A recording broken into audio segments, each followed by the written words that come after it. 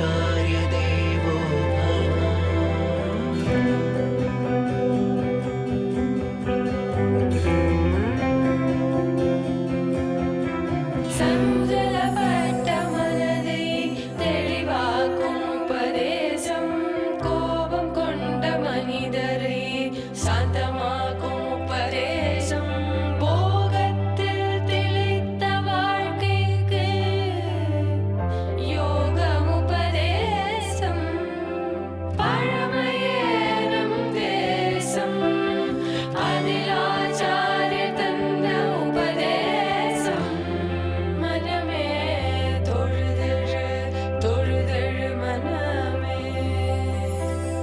मातृदेवो भव पितृदेवो भव आचार्य देवो भव.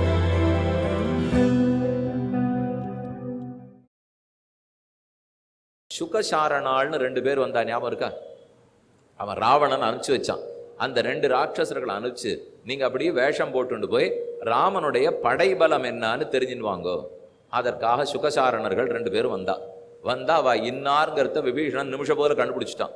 அவளை அப்படியே கைது பண்ணி ராமனுக்கு முன்னாடி கொண்டு போய் நிறுத்தி வச்சான். இவாளை கொன்னுடணும், இவாளை விட்டே வைக்கக்கூடாதுன்னு அவன். ராமன் பதில் சொன்னார், ஏன் விபீஷணா அவளை போய் கோவிச்சுக்கிறே? வந்தவன் என்னுடைய படைபலத்தை தானே பார்த்துன்னு சொல்றான், காட்டுடேன், நீயே காட்டுடு, பார்த்துன்னு போட்டமேன்னா.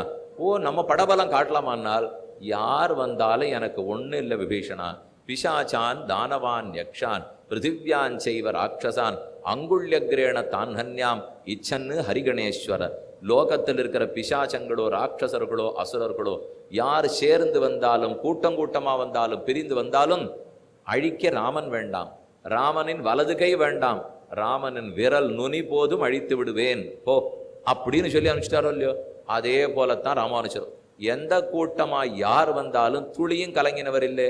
எத்தனை எதிர்கட்சிகள் என்ன வாதம் பண்ண வந்தாலும் அது பாக்கியர்களோ குதிஷ்டிகளோ தெம்ப எதிர்த்து நின்று இருக்கார். பிரம்ம ரக்ஷஸை ஓட்டி இருக்கிறார். ராமன் ராட்சசனை ஓட்டினாரோ இல்லையோ, ராட்சசர்கள்லாம் அழிச்சாரோ இல்லையோ, ராமானுஜர் பிரம்ம ரக்ஷஸை ஓட்டுறார். யாதவ பிரகாஷர் இடத்துல படிச்சுன்னு இருக்கார். அப்ப அந்த தேசத்து ராஜாவினுடைய பொண்ணுக்கு பித்து பிடித்து பிரம்ம ரக்ஷஸ் பிடிச்சு கொடுத்து எல்லாரும் பார்த்து இந்த குரு யாதவ பிரகாஷரை கூப்பிட்டு நீர் தான் ஏதான மந்திரம் தந்திரம்லாம் பண்ணி பிரம்ம ரக்ஷஸை ஓட்டணும். இவர் வந்தார். வரும்போது கூடவே ராமானுஜரும் வந்தார். வந்தா அந்த பிரம்ம ரக்ஷஸை பார்த்து இவர் ஓடு, நான் வந்திருக்கேன் யாதவ பிரகாஷர், இனிமே இந்த பொண்ணை படுத்தாதே, ஓடி போங்கிறார். அது திரும்பி சொல்லுது, நீ யாரு, என்ன உன் லட்சணங்கள்லாம் என்னன்னு எனக்கு தெரியும், நீ சொல்லில நான் போறதா இல்லைன்னு. ஓ, இது என்ன இப்படி போச்சு, ராஜா கிட்ட பேரே கெட்டு போச்சு, இப்போ என்ன பண்ணலாம்னால் பிரம்மரக்ஷஸ் அப்போ சொல்லித்து, உன் கூடவே ஒருத்தர் இருக்காரே சிஷ்யர், அவர் சொன்னா போறேன்னுது. ராமானுஜர் முன்னாடி வந்தார், தியானிச்சுக்கிறார். தியானிச்சுன்னு நீ போன்னு சொன்ன உடனே தோ போறேன்னு ஓடி போச்சு. உடனே அங்க இருக்கிறவா கேட்கிறா, என்ன தியானம் பண்ணிண்டீர், என்னத்தை சொல்லி ஓட்டினீர்னா? இதோ இந்த ஆச்சாரியனுடைய திருவடிகளே சரணம்னு சொல்லி ஓட்டினேன்னார் அவர். ஆச்சாரியனை தூக்கி வாரி போட்டது, நாம் போன்னு சொன்னா இது போக மாட்டேங்கிறது, ஆனா என் திருவடிகளே சரணம்னு சொல்றவர் சொன்னா போறதேனால் அதுதான் குருவனிடத்துல பிரதிபத்தி. குரு தப்பு, ஆனா குருவை நம்பியிருக்கேனோ இல்லையோ, குரு சரியானவரா இருக்கட்டும் தப்பானவரா இருக்கட்டும், ஆனா அந்த குரு திருவடிகளே சரணம்னு சொன்னேனோ இல்லையோ, அந்த நம்பிக்கையே போருமே. இப்படித்தான் ராமன் விஸ்வாமித்திரர் வசிஷ்டரிடத்தில் இருந்தார். ராமானுஜரும் பிரம்மரக்ஷஸை இது கொண்டே ஓட்டி கொடுத்தார் என்று பார்த்தோம். ராமனும் உயர்வு தாழ்வு பார்க்க மாட்டார். தன்னுடைய சீடனா தம் பிரஜையா இருக்கிற விஸ்வாமித்திரருக்கு கைங்கரியம் பண்றேன்னாரே, முதல்ல நான் சொன்னேன், இமௌ ஸ்ம முனி சார்தூல கிங்கரௌ சமுபஸ்திதௌ. ஏ முனிஷார்தூலரே, நாங்கள் 2 பேர் விஸ்வாமித்திரரே, ராமனும் லக்ஷ்மணனும் ஆகிய நாங்கள் உமக்கு தொண்டு புரிவதற்காக வந்திருக்கிறோம் வந்தா. ராமன் போய் ஒரு விஸ்வாமித்திரருக்கா தொண்டு புரிவார்? பண்ணலாமா? எவ்வளவு சாதாரணப்பட்டவர். ராஜா இல்லையா ராமன்னால்? ராஜாவோ யாரோ ஒரு முனிவர்னு இருந்தா தொண்டு செய்யணும். நாம உயர்வு தாழ்வு பார்க்கக்கூடாது. யாராக இருந்தாலும் பண்ணணுங்கிற தெளிவோடு தானே ராமன் இருந்திருக்கார். அப்போ ஒரு கைங்கரியம்னு எடுத்துட்டால் இது சிறந்த கைங்கரியம், இது தாழ்ந்த கைங்கரியம்னு பார்க்கக்கூடாது. இன்னாருக்கு பண்றது இணையாருக்கு பண்ணக்கூடாதுன்னு பார்க்கக்கூடாது. இறைப்பணியில் உபன்யாசம் பண்ணா என்னவோ, இலை எடுத்து எச்சல் பிரட்டினாலும் அதுதான். அதுக்கெல்லாம் ஒன்றும் வித்தியாசம் கிடையாது. இப்போ அதே மாதிரி ஒரு மாடை நன்னா கழுவிடணும், அலம்பி விடணும், மாட்டு சாணி எடுக்கணும், விரட்டி தட்டணும், பண்ணிடுவோமா?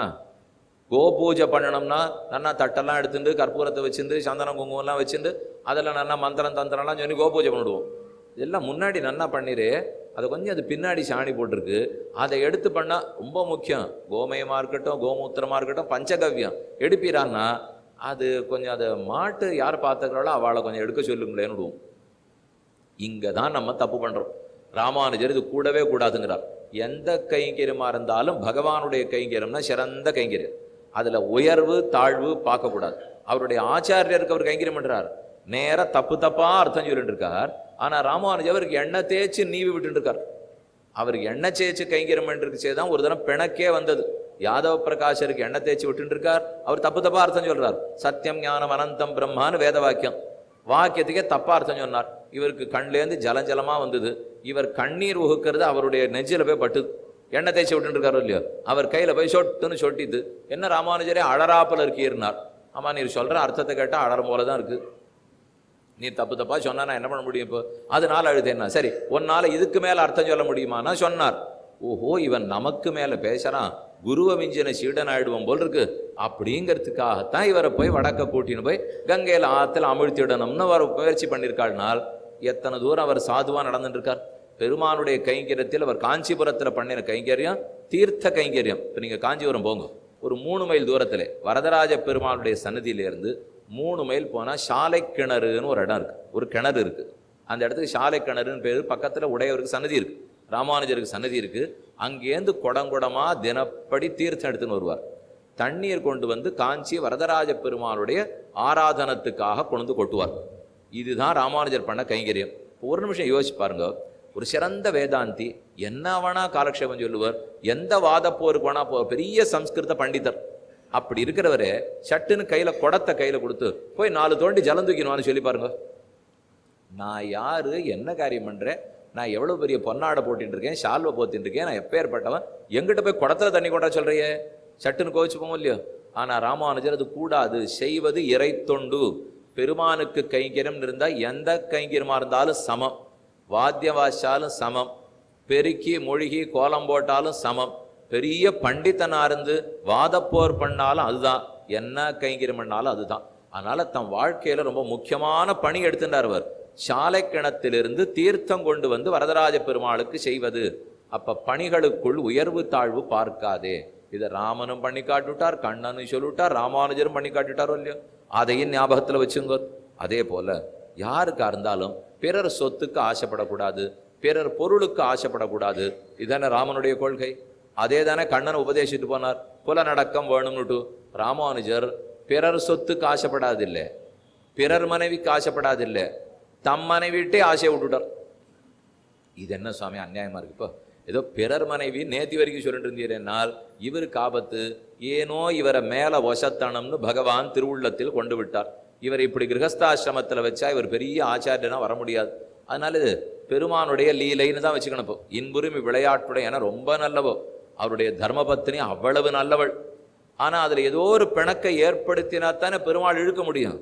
இந்த யாரெல்லாம் நம்ம ஆச்சாரியர்கள் சந்நியாசம் வாங்கிட்டு இருக்காளோ அவரவர்களுடைய மனைவி கதையை படித்து பார்த்தீங்கன்னா தெரியும். அதை நம்ம படிக்கிறதே இல்லை, அதை அப்படியே இருட்டடிப்பு பண்ணாமல் விட்டுடுறோம். ஆனால் உண்மையாக அவள் எவ்வளோ பெரிய தியாகம் பண்ணவா தெரியுமோ. ஏன்னா இவரை கொண்டு இப்போ ஏற்பட்டவரை உட்காத்தி வைக்கணும்னு அவள் விட்டு கொடுத்தா தானே. இதிலே ஒரு நிர்பந்தம் இருக்குது. சந்நியாசம் வாங்கிக்கணும்னால் மனைவி சம்மதிச்சா தான் வாங்கிக்க முடியும். இதுதான் தர்மசாஸ்திரம் சொல்கிறது. அவள் சம்மதம் இல்லாத யாரும் சன்னியாசியாக போக முடியாது. அவள் நான் ஒத்துக்கலையேன்னு போட்டாள்னு வச்சுங்க, இவர் என்ன பண்ணாலும் பண்ண முடியாது.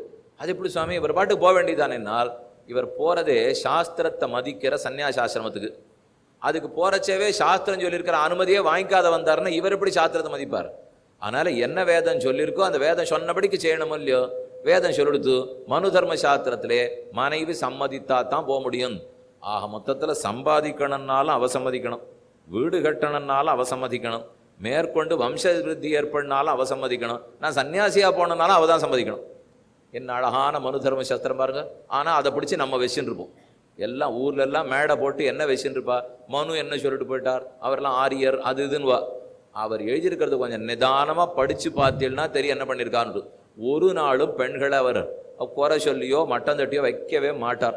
அந்த ஸ்தானம் கொடுத்து வச்சிருக்கார் அவர். அவர் சொன்னாத்தான் சன்னியாசியாவே நம்ம போக முடியும்னால் ராமானுஜர் அனுமதி பெற்றுக்கொண்டு சன்னியாசி ஆகிறார். அவர் பிறந்த போது அவருக்கு திருநாமம் ரொம்ப ஆச்சரியமான பெயர், இளையாழ்வார்னு பெயர். அவர் அவதரித்த போது இளையாழ்வார் லக்ஷ்மண முனின்னு சொல்லுவார்கள். இளையாழ்வார்னு பேர்.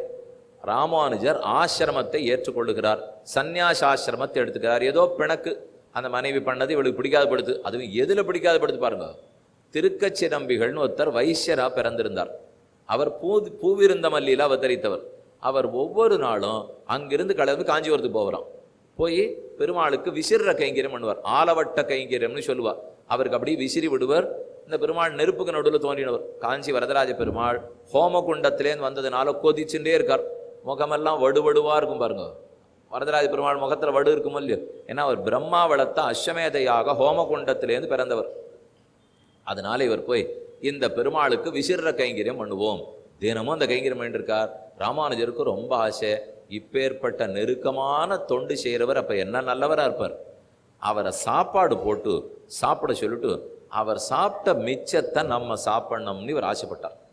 இது கூடுமா ஒத்துப்பாளான்னு நீங்கள் 1000 வருஷத்துக்கு முன்னாடி யோசிக்கணும். இது இன்னைக்கு இல்லை. அவர் பிறப்பால் 3ஆம் வர்ணத்தவர். பிராமண, க்ஷத்ரிய, வைசியர். திருக்கச்சி நம்பிகள் வைசியரா பிறந்திருக்கார். ராமானுஜர் பிராமணரில் உத்தம பிராமணர். மொத்த வேதத்தையும் கற்று தெரிந்தவர். பிரம்மசூத்திரத்துக்கு பாஷ்யம் பண்ற அளவுக்கு பெரியவர். ஆனால் அவருக்கு என்ன ஆசை போச்சு பாருங்க. நம்ம திருக்கச்சி நம்பிகள் சாப்பிட்ட மிச்சத்தை சாப்பிடணும். ஏன்னா இது ததுச்சிட்டம் சுபாவனம்னு சொல்றது.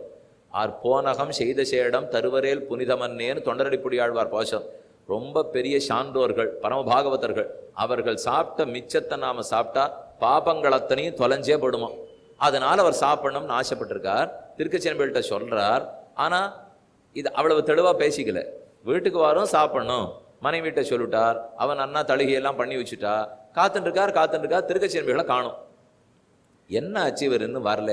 சரி கோவிலில் ஒரு வேளை நேரம் மாறுதோ என்னமோ பார்ப்போன்னுட்டு ராமானுஜர் ஒரு பக்கமா வரதராஜ பெருமாள் கோவிலுக்கு போறார். அதுக்குள்ள அவர் கைங்கரியம் முடிஞ்சு போச்சு. அதனால திருக்கச்சி நம்பிகள் இன்னொரு பக்கமா இவர் வீட்டுக்கு வந்துட்டார். வந்த உடனே நான் சாப்பிடணும்னார். காந்திமதி அம்மையார் உட்காருன்னா போட்டாச்சு. அவரும் சாப்பிட்டு முடிச்சுட்டார். கிளம்பியே போயிட்டார். இவர் ஒரு சுத்தி நமக்கானா தோணுப்பா சாமி கைத்தொலைபேசி இருந்தால் கூட்டு கேட்கக்கூடாதோ. இவ்வளவுதான் நம்ம புத்தி. இவ்வளவு தூரத்தில் நாம் இருக்கோம். இப்போ அவள்கிட்ட அதெல்லாம் கிடையாது. அவளுக்கு தெரிஞ்சதே உயர்ந்தது மட்டும்தான். இந்த வம்பு பேசுறதுக்காக வச்சுருக்கிற கைத்தொலைபேசியெல்லாம் பயன்படுத்த போகிறாளா. அவர் அந்த பக்கமாக போனார், இவர் இந்த பக்கம் வந்தார். சாப்பிட்டு முடிச்சாச்சு. ஆனால் காந்திமதி அம்மையார் என்ன நினச்சுட்டா, என்ன இருந்தாலும் அவர் வைசியர், அவருக்கு சோறு போட்டிருக்கோம்.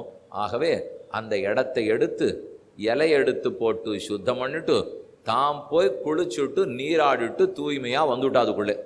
ஏன்னா இவருக்கு போட்டிருக்காளோ இல்லையோ, அவர் இலையை எடுத்து போட்டு தள்ளியிருக்காளோ இல்லையோ, அதனால நாம நம்மளை சுத்தம் பண்ணிக்கணும் அப்படின்னு எடுத்துட்டு வந்தார்.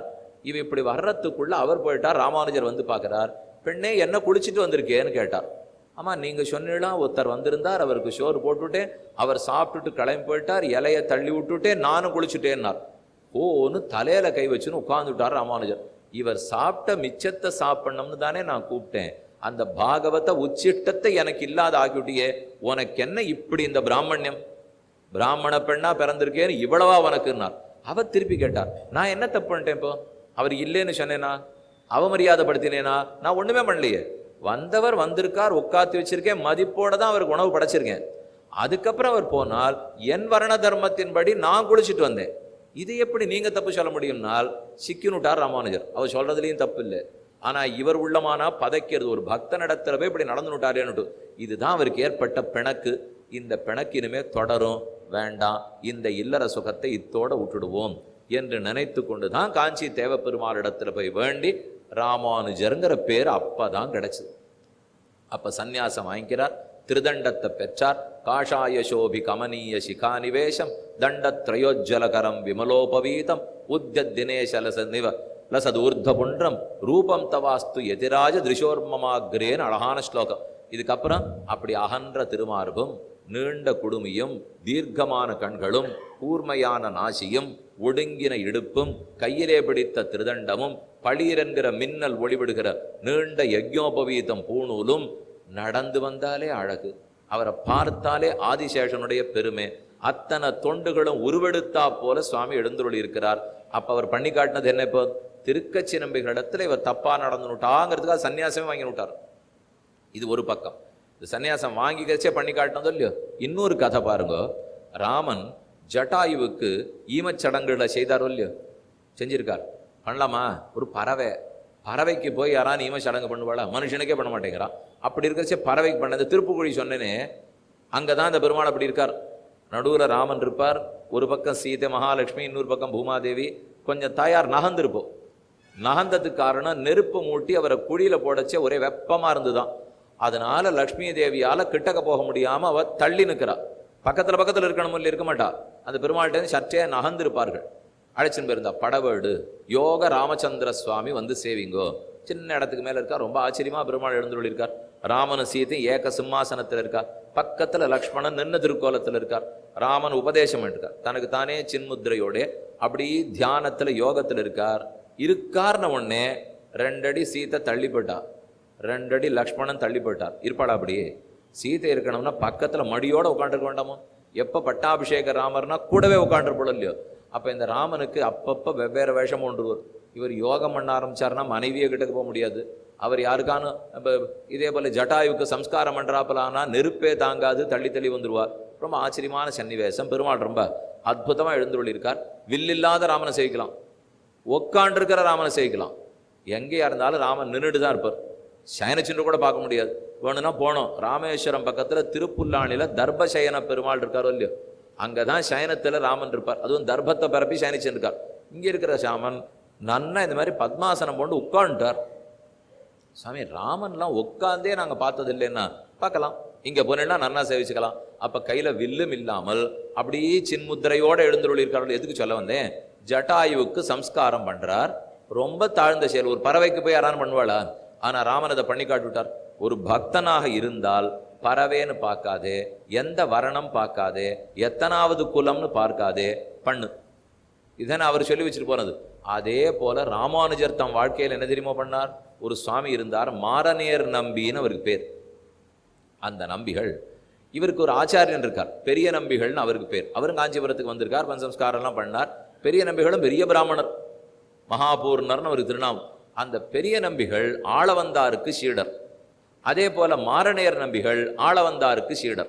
ஆனால் மாரநேர் நம்பிகள் பிராமணர் அல்லர். அவர் பிறப்பால் பிராமணர் இல்லை. ஆனால் பெரிய நம்பிகள் பெரிய பிராமணர். இருந்தாலும் என்ன நடந்தது பாருங்க. மாரநேர் நம்பிகளுக்கு உயிர் பிரிய போகுது. அந்திம காலம், உடம்பு சுகமில்லை, உயிர் பிரிய போகிறது. அப்போ பக்கத்தில் இருக்கிற பெரிய நம்பிகள்கிட்ட கைகூப்பிண்டு கேட்குறார், நான் பக்தனா பாகவதனா சீவைஷ்டவனா இருக்கேன், ஆனால் என் குடும்பத்தில் இருக்கிறவாள்லாம் அப்படி இல்லை. எனக்கு ஒரு வருத்தம், என் உயிர் பிரிஞ்சவுடன் அவா தொட்டு எனக்கு சடங்கு பண்ணிட போகிறாளேன்னு எனக்கு ரொம்ப கவலையாக இருக்கு. ஏன்னால் இந்த சரீரம் பகவானுக்கு என்ன போகணும், அதை விட்டுட்டு யார் யாரோ தொடர்றதை ஏற்றுக்கிறதுக்கு எனக்கு பிடிக்கல. கொஞ்சம் நீர் பார்த்து ஏதான ஆவண செய்தா தேவலேன்னார். பெரிய நம்பிகள் அவர்கிட்ட சொல்கிறார், கவலைப்படாதே நானே பண்ணுறேன்னார். இது அந்த நாளில் பெரிய புரட்சி. இது சின்ன புரட்சி இல்லை. ஏன்னா ஒரு 4வது வர்ணத்தவர் உயிர் பிரிந்தவுடன் அந்த இறந்த உடலை தொட்டு முதல் வர்ணத்தவர் பண்ணுறதுங்கிறது நினச்சி கூட பார்த்துருக்க முடியாது. இன்னைக்கே நடக்காது. அப்போனா 1000 வருஷத்துக்கு முன்னாடி நடக்கிறது. ஆனால் பெரிய நம்பிகள் போனார், ரொம்ப அழகா சடங்குகள்லாம் பண்ணி முடிச்சார், காவேரியில் குளிச்சார், நேராக திரும்ப தன் வீட்டுக்கு போயிட்டார். ஊர் கொந்தளிச்சு போச்சு. ஸ்ரீரங்கமாச்சே, சும்மா இருந்திருக்குமா? ஸ்ரீரங்கம் என்ன சாமானிய ஊரா? ஊர் எல்லா ஆச்சாரியர்களும் அங்கே தான் இருக்கா, எல்லா பெருமையும் அங்கே தான் இருக்கு. இப்போ எல்லா பாட்டு, எல்லா ஆழ்வார்கள், அத்தனை ஆச்சாரியர்கள் மொத்தம் இருக்கும் ஊர். தென்னாடும் வடநாடும் தொடர்ந்த திருவரங்கம் பெரிய கோயில்னு திருநாம். அங்கேயே கொதிச்சு போய் எல்லாரும் ராமானுஜர் இடத்துல வரா. என்ன உங்க ஆச்சாரியன் போய் இப்படி தப்பா பண்றார், வர்ண தர்மமே கிடையாதுங்கிறாரா, ஆசிரம தர்மம் இல்லைங்கிறார், வேதத்துக்கெல்லாம் புறம்பா பண்றாரே, இது நியாயமா அப்படின்னு ராமானுஜர் இடத்துல போய் கேட்டா. அது அவர்கிட்டே போய் கேட்கலாமோ இல்லையோ? பெரிய நம்பிகள் பண்ணத்துக்கு ஏன் இவர் தான் இதுக்கெல்லாம் சாட்சி. இந்த ஊர்ல இதெல்லாம் எப்படி பண்ணணுங்கிறத பண்ணிட்டு வந்தவரே இவர்கிட்ட கேட்ட உடனே வாங்கோ நம்ம நேர போய் பெரிய நம்பிகள்கிட்டே கேட்போம் அப்படின்னு ராமானுஜர் அத்தனை பேரையும் அழைச்சிண்டு பெரிய நம்பிகள்கிட்ட போனார். கேட்டுட்டார், இதை போல பண்ணிடாமே, அதை போல மாரநேர் நம்பிக்கை நீர் சம்ஸ்காரம் பண்ணலாமா, செஞ்சது தப்பு இல்லையான்னு கேட்கிறார். அந்த சுவாமி திருப்பி கேட்டார், ராமானுஜரே, இதை மற்ற பேர் கேட்டது எனக்கு வருத்தமா இல்லை, இதை நீர் கேட்டது தான் எனக்கு வருத்தமா இருக்கு. நீரா இந்த வார்த்தை கேட்டீர், உங்களுக்கு தெரியுமே யார் என்னன்னுட்டு, அனைவரும் சமம்ங்கிறத கொள்கை உடையவராச்சே நீர், அப்படி போய் நீர் கேட்டீரே. இப்ப சொல்றேன் கேட்டுக்கும். நம்மாழ்வார் பாடின பாட்டு பொய்யா இருக்கும்னா நான் பண்ணது தப்பு, நம்மாழ்வார் பாடின பாட்டு உண்மைன்னா நான் பண்ணது சரின்னார். என்ன பாட்டு ஆழ்வார் என்ன பாடியிருக்கான்னு ராமானுஜர் கேட்கிறார். குலந்தாங்கு சாதிகள் நாளிலும் கீழிந்த எத்தனை நலந்தானில்லாத சண்டாளர்கள் ஆகிலும் வலந்தாங்கு சக்கரத் தண்ணல் மணிவண்ணர் காடன் உள் கலந்தார் அடியார் அடியார் என் கோக்கள். அவன் எந்த தாழ்ந்த சாதி, சாதிகள் நாலிலும் கீழிந்த சண்டாளர்கள் ஆகிலும், எந்த சண்டாள ஜாத்தியில் வேணா பிறந்திருக்கட்டும், அவன் மணிவண்ணன்கிற பகவானுக்கு பக்தன் இருந்துட்டால் அவன் எனக்கு சுவாமிங்கிறார். அவனை தொண்டன்னு சொல்லலே, மனுஷன்னு சொல்லலே, எனக்கே தெய்வம், எனக்கே தலைவன்கிறார். இப்ப ஆழ்வார் இப்படித்தானே சொல்லியிருக்கார். அதுக்குள்ள இந்த மாரணையர் நம்பி ஒத்தரா இல்லையா? கண்டிப்பா உயர்ந்தவர் தானே. திருப்பி கேட்கிறார் பெரிய நம்பிகள். இப்போ ராமன் ஜட்டாயுவுக்கு சம்ஸ்காரம் பண்ணலாம், நான் மாரணையர் நம்பிக்கை பண்ணது தப்பா போச்சான்னா, நான் ஒண்ணு ராமனை விட உயர்ந்தவன் இல்லை, இவர் ஒன்னும் ஜட்டாயுவை விட தாழ்ந்தவரும் இல்லை. இவர் ஜட்டாயை விட உயர்ந்தவர், நான் ராமனை விட தாழ்ந்தவன். அதனால பண்ணது என்ன தப்பு? இருக்கட்டும். க்ஷத்ரியன் தானே யுதிஷ்டிரன், தர்மபுத்திரன். அந்த தர்மபுத்திரன் விதுரன் இறந்த போது அந்திம சடங்குகளை செய்கிறார். இந்த சரித்திரம் உங்களுக்கு தெரியுமா தெரியல. விதுரன் போயிட்டார். விதுரன் பிராமணர் இல்லை, க்ஷத்ரியன் இல்லை, வைசியன் இல்லை, அவர் 4வது வர்ணத்துல பிறந்தவர். ஆனா விதுரன் மரணம் அடைந்த உடனே அசரீரி வாக்கு சொல்லுது, தர்மபுத்திரா நீ பண்ணுன்னு. அதை கேட்டு ஆம் பண்றேன்னு உடனே தர்மபுத்திரம் பண்ணான். கேட்டார் பெரிய நம்பிகள், நான் என்ன இப்ப தர்மபுத்திரவனோட உயர்ந்தவனா? இல்லை, இவரைதான் விதுரரை விட தாழ்ந்து போயிட்டாரா? இல்லையே. ஏன் இந்த மாதிரி கேள்வி கேட்கிறீர்? ஆழ்வார்கள் பாசுரத்தை பார்த்தால் கண்சோர வெங்குருதி வெந்தடல் போல் கூந்தளாளை செல்வ தஞ்சேர எம்பெருமான் தாழ்தொழுவார் காண்மின் என் தலைமையிலாரேன்னு பாசுரம். சாதி பார்க்காதே, உயர்வு தாழ்வு பார்க்காதே, பார் அவனவன் சாதிப்படி வர்ண தர்மத்தின்படி நடக்கட்டும். ஆனால் அது பரமபக்தன் பாகவதன் வந்துட்டால் அப்புறம் அப்படித்தான் பார்க்கணுமே தவிர பிராமணனா யாருங்கிறத பார்க்காதே என்ன பெரிய நம்பிகள் சொல்ல, ராமானுஜர் அத்தையே ஆமோதித்து தான் இவ்வளோ பெரிய சம்பிரதாயத்தை ஏற்படுத்தியிருக்கார். அப்பனா என்ன அழகான கருத்து பாருங்க. ராமனும் ஜட்டாயுவுக்கு சம்ஸ்காரம் செய்தார். ராமானுஜர் மாரணையர் நம்பிகள் விஷயத்தில் இவ்வளவு அழகான உண்மையை வெளியிட்டு இருக்கிறார். இதை ஞாபகத்தில் கொள்க. அதே சுவாமி ராமானுஜரா காஞ்சிபுரத்தில் பட்டம் வாய்ந்தவர் நேர ஸ்ரீரங்கத்துக்கு வந்து சேர்க்கிறார். நம்பெருமாளுக்கு எப்பவும் ஒரு பேர் உண்டு. எந்த ஊர்ல எந்த சொத்து இருந்தாலும் சக்கரவர்த்தி கஜானாவுக்கு வந்துடணும். இது வழக்கம் உண்டு இல்லையோ? ராஜாவினுடைய கஜானா இருந்தா என் வீட்டில் புதையல் கிடைச்சதுன்னா கூட அது எனக்கு இல்லை, கஜானால கொண்டு சேர்த்துடணும்வா. அதை போல எந்த ஊர்ல எந்த ஆச்சாரியன் வளர்ந்துருந்தாலும் ஸ்ரீரங்கத்துக்கு வந்து சேர்ந்துடணும். இது என்ன சுவாமி நியாயமா? இது அந்தந்த ஊர்ல அந்தந்த ஆச்சாரம் எடுக்க மாட்டாளோ? இப்போ இதெல்லாம் முன்னாடி தொண்ட நாடு பல்லவ நாடா இருந்திருக்கோம் இல்லையோ? காஞ்சிபுரம் வரைக்கும் பல்லவ நாடு, எல்லாமே தொண்ட நாடு தான். இந்த தொண்ட நாட்டுக்கு பெருமை பொய்யாழ்வார், பூதத்தாழ்வார், பேயாழ்வார், திருமிழிசையாழ்வார் 4 பேரும் தொண்ட நாடு. பொய்யாழ்வார் காஞ்சிபுரம், பூதத்தாழ்வார் திருக்கடன்மல்ல மகாபலிபுரம், பேயாழ்வார் மயிலாப்பூர், திருமிழிசையாழ்வார் திருமிழிசை 4மே தொண்ட நாடு. அதே மாதிரி ஆச்சாரியர்களை பாருங்க, ராமானுஜர், முதலியாண்டான், கூரத்தாழ்வான், எம்பார், திருக்கச்சி நம்பிகள், வேதாந்த தேசிகன் அத்தனை பேரும் தொண்ட நாடு. ஆனா இவ எல்லாரும் எங்க இருந்தா தெரியுமோ? ஸ்ரீரங்கத்துல. சுவாமி இது கொஞ்சம் தேவகி ஆட்டம் இருக்கு இப்போ. ஏன்னா தேவகி கண்ணனை பெற்றாள், பெத்த அன்னைக்கே கொடுத்துட்டாள் யசோதைக்கு. அதை போல எல்லாம் இந்த காஞ்சிபுரத்தை சுத்தி இருக்கிறதெல்லாம் எல்லாத்தையும் பெறும். ஆனா பெத்தது எல்லாத்தையும் இந்த ஸ்ரீரங்கம் பெருமாள் எடுத்துன்னு போடுவார். அப்போ தேவ பெருமாள் என்ன பண்ணுவார்னா, வரதராஜ பெருமாள், தியாகராஜ பெருமாள் எல்லாத்தையும் சம்பாதிச்சு தியாகம் பண்ணி விட்டுருவார். ரங்கராஜ பெருமாள் ஒண்ணுமே பண்ண மாட்டார், படுத்துட்டே சம்பாதிச்சு போடுவார். அவர் படுத்து சில பேர் உழைக்கிறதுக்குன்னு இருக்கா, சில பேர் அனுபவிக்கிறதுக்குன்னு இருக்கா. என்ன பண்றது சொல்லுங்க? உழைக்கிற வர்க்கம்ங்கிறது ஒன்று, அனுபவிக்கிற வர்க்கம் இன்னொன்று. காஞ்சி வரதராஜ பெருமாள் உழைக்கிற வர்க்கம், தியாகம் பண்ற வர்க்கம். ஆனா அந்த பெருமாள் ஸ்ரீரங்க பெருமாள் சயனச்சின்றே அனுபவிக்கிற வர்க்கம். அது போக பூமியோ இல்லையோ? ஆகவே காஞ்சிபுரத்திலிருந்து பிறந்த வீட்டை விட்டு புகுந்த வீட்டுக்கு போகுமா போலே ராமானுஜர் புறப்பட்டார். புறப்பட்டு ஸ்ரீரங்கத்தை வந்து அடைகிறார். அப்ப அவருக்கு கிடைச்ச பட்டம் என்ன தெரியுமோ? உடையவர். அந்த பட்டம் அப்பதான் கிடைக்கிறது. உடையவர்னா என்ன? உபய விபூதிக்கும் உடையவர். பெருமாளுக்கு 2 விபூதி 2 சொத்து. இந்த லீலா விபூதி ஒரு சொத்து, அதாவது மாறி மாறி படைக்கப்படுறது அழிக்கப்படுறது இல்லையோ. நித்திய விபூதிங்கிற வைகுண்டம் ஒரு சொத்து. இந்த 2 தான் பெருமானுடைய சொத்து. பொங்கோதம் சூழ்ந்த புவனியும் விண்ணுலகம் அங்காதம் சோராமே ஆழ்கண்ண எம்பெருமான் செங்கோலுடைய திருவரங்க செல்வன். பெருமாளுக்கு 2 சொத்து இல்லையோ? அவர் இப்ப சொல்றார், கையில ஸ்ரீஷடகோபம் மரியாதையெல்லாம் கொடுத்து உமக்கு இப்ப பேர் கொடுக்குறேன், உடையவர். 2 விபூதிக்கும் உடையவர். இனிமே நீர் பார்த்து இந்த லோகத்தில் இருக்கிறவாளை வைகுந்தத்துக்கு அனுப்பி வைக்கலாம். அப்ப மோட்சம் கொடுக்கலாம்ங்கிற அத்தாட்சி அப்பதான் கிடைக்கிறது ராமானுஜருக்கு. 2 விபூதிக்கு நாதனாகி உடையவருங்கிற திருநாமத்தை பெற்றார். முதல்ல நாம சொன்னேனே இளையாழ்வார்னு திருநாம லக்ஷ்மணமுனி. அப்புறம் சன்னியாசம் ஏத்துக்கச்சே ராமானுஜருங்கிற பேர் வந்தது. ஸ்ரீரங்கத்துக்கு வந்து 2 விபூதியும் கிடைச்ச உடனே உடையவர்னு வந்தது.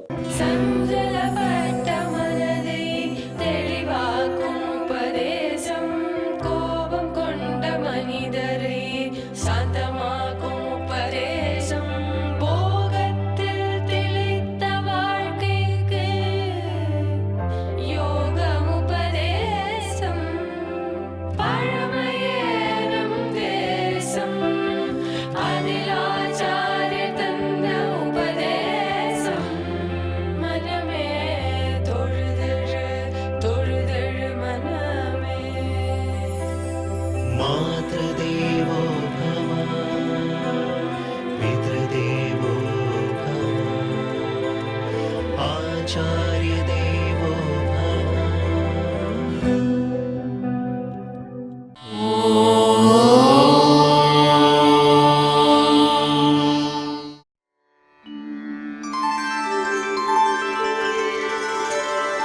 विना वेङ्कटेशं ननाथो ननाथः सदा वेङ्कटेशं स्मरामि स्मरामि हरे वेङ्कटेश प्रसीद प्रसीद प्रियं वेङ्कटेश प्रयच्छ प्रयच्छ